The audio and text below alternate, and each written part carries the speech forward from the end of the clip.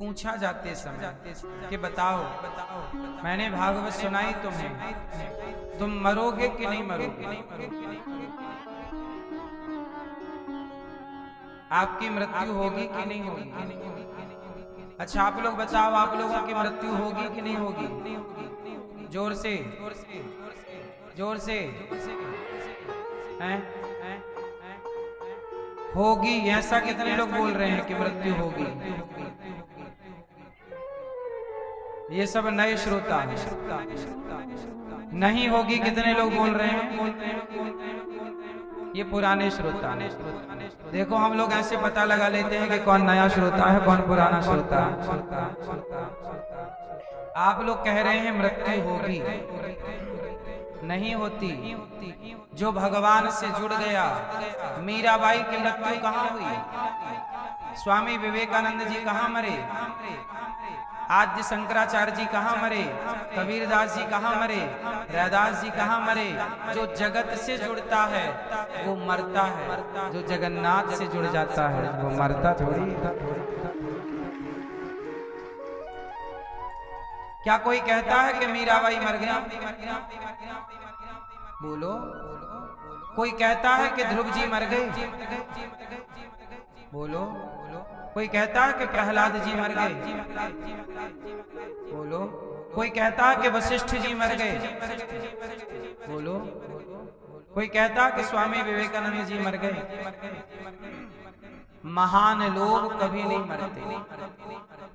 जिनका संबंध भगवान से हो जाता है वो मरते नहीं। शरीर 5 चीजों से मिलकर बनता है, 5 में मिल जाते हैं। उस प्रक्रिया को अज्ञानवश लोग कहते हैं मर गया, लेकिन सच्चाई ये है कि जिसे आप मृत्यु कहते हैं वही ईश्वर से मिलन का दिवस होता है, दिन होता है। हम जिस दिन भगवान से मिलेंगे उस दिन दुनिया कहेगी कि मर गए। इसलिए अज्ञानी मरता है, ज्ञानी अभक्त मरता है। अभक्त मतलब जो भक्त नहीं, अभक्त मरता है पर भक्त कभी नहीं मरता। इसलिए परीक्षित जी से सवाल यही पूछा कि बताओ 7 दिन हमने तुम्हें कथा सुनाई, अब बताओ तुम मरोगे कि नहीं मरोगे? परीक्षित जी बोले प्रभु आपने जब कथा सुनाई तो मुझे बोध हो गया कि मैं शरीर तो हूं ही नहीं, इसलिए मरेगा कौन? मैं मरूंगा नहीं। मैं तो अविनाशी ईश्वर की शरण में जाऊंगा। ईश्वर की पूर्ण रूप से शरण में जाने के दिन को लोग कहते हैं मर गया। सुखदेव जी बोले कि तुमने भागवत सुना करके चले गए। तक्षक आया और परीक्षित जी को डस दिया। श्राप था ना, इति लंघित मर्यादम तक्षकः सप्तमे हनि। 7 दिन में मरने का शाप था। तब परीक्षित जी भागवत सुने और मोक्ष हो गया। जो भागवत सुनेगा उसका मोक्ष निश्चित होगा। इसलिए आप लोगों ने जो पोथी पाठ बिठाया है अपने पितरों के लिए, पूर्वजों के लिए, जितने भी यजमान परिवार यहाँ आए, सभी यजमान परिवारों का हम धन्यवाद देते हैं। आज पितृ मोक्ष अमावस्या, श्राद्ध। लोग कहते हैं ना चलो श्राद्ध करो। आज किसी ने कहा हमारे दादाजी का श्राद्ध है। श्राद्ध किसे कहते हैं? श्राद्ध किसे कहते हैं? श्रद्धा से किया गया, जो श्रद्धा से किया गया पितरों के लिए कार्य है। श्रद्धा से दिया गया पितरों को जो भी कार्य है उस कार्य को श्राद्ध कहते हैं। श्रद्धा से जो दिया, श्रद्धा से आपने अपने पितरों को याद भी किया वो भी श्राद्ध है। याद किया। आपने अपने आज पितृ मोक्ष अमावस्या है, 14 दिन तक आपने श्राद्ध किया कि नहीं किया वो अलग विषय है। किया होगा आप लोगों ने, किसी ने नहीं भी किया होगा, परंतु किसी के माता पिता की तिथि भूल जाती है ना, कि आज हमें पता ही नहीं कि हमारे पिता दादा किस तिथि को गए, तो उनके लिए अमावस्या। यदि अमावस्या में आप अपने पितरों के नाम का, पूर्वजों के नाम का अन्नदान करते हैं, भोजन दान करते हैं, कुछ भी करते हैं आज के दिन, तो वह पुण्य आपके पितरों को प्राप्त होता है। इसलिए श्राद्ध पक्ष की जो मुख्य तिथि है वो अमावस्या, जिसे पितृ मोक्ष अमावस्या। आपको पता भी हो अपने पिता की तिथि, फिर भी अमावस्या के दिन अपने पितरों के लिए भले चींटियों को मुट्ठी भर आटा पूर्वजों के नाम से डालो, पर जरूर आज कुछ ना कुछ पुण्य अपने पितरों के नाम से कीजिएगा। गौरी गोपाल आश्रम में हजारों भक्तजन भोजन करते हैं, हजारों संत जन भोजन करते हैं। आप भी एक दिन का भोजन आज संकल्प लें कि हमारी ओर से भोजन। आप भी यहाँ संतों की सेवा, रसोई की सेवा कर सकते हैं, माताओं की सेवा।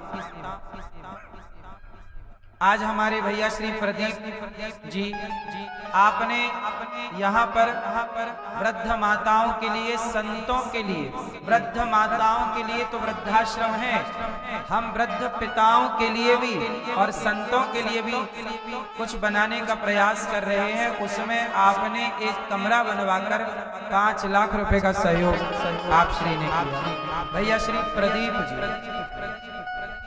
और गोपाल जी, आप सभी की ओर से, मुख्य रूप से आप सभी धन्यवाद के पात्र हैं। मैया के लिए इन्होंने, अपने पूर्वजों के लिए इन्होंने ये सब कार्य किया। एक बार तालियां भैया प्रदीप जी, किरण जी के लिए।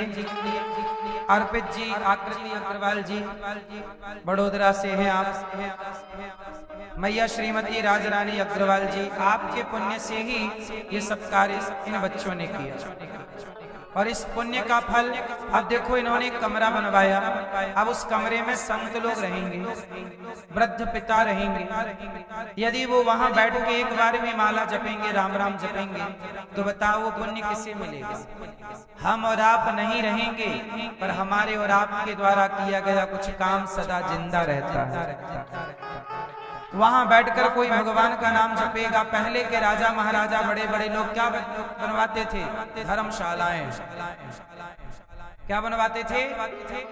कि हमारी धर्मशाला में कोई यात्री भक्त जाएगा, बैठ के भजन करेगा तो उसका पुण्य हमें मिलेगा।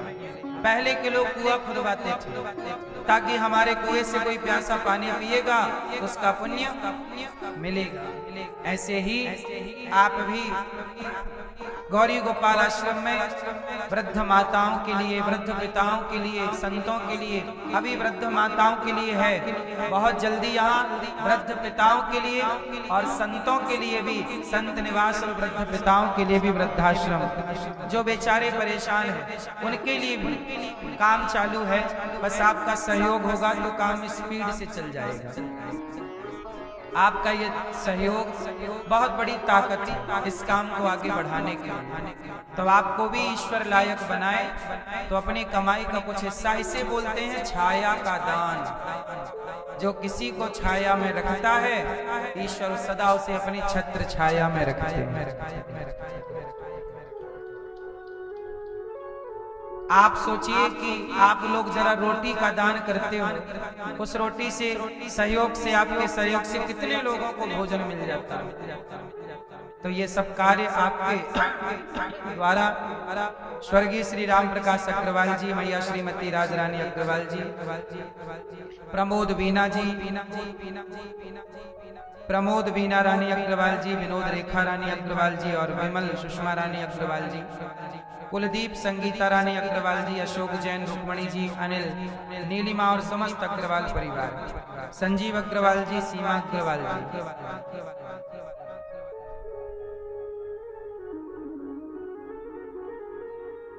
भगवान आपको सदा सुखी रखें।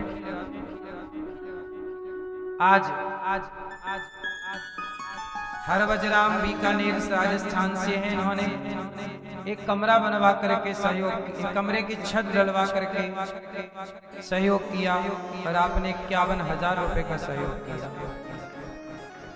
आप भी यहाँ आज एक संत जी आए और उनके साथ भक्त जन आए। उन्होंने कहा कि हमने गौरी गोपाल के बारे में जितना YouTube पर टीवी पर सुना था वो तो कुछ भी नहीं। बोले जब तक यहाँ आके नहीं देखा था तब तक अलग विचार थे। बोले यहाँ आकर देखा तो ऐसी सेवा उन्होंने कहा हमने धरती पे कहीं देखी। गौरी गोपाल को जानना है तो गौरी गोपाल आना पड़ेगा, सुन करके आप नहीं जान सकते। क्यों ये बात सही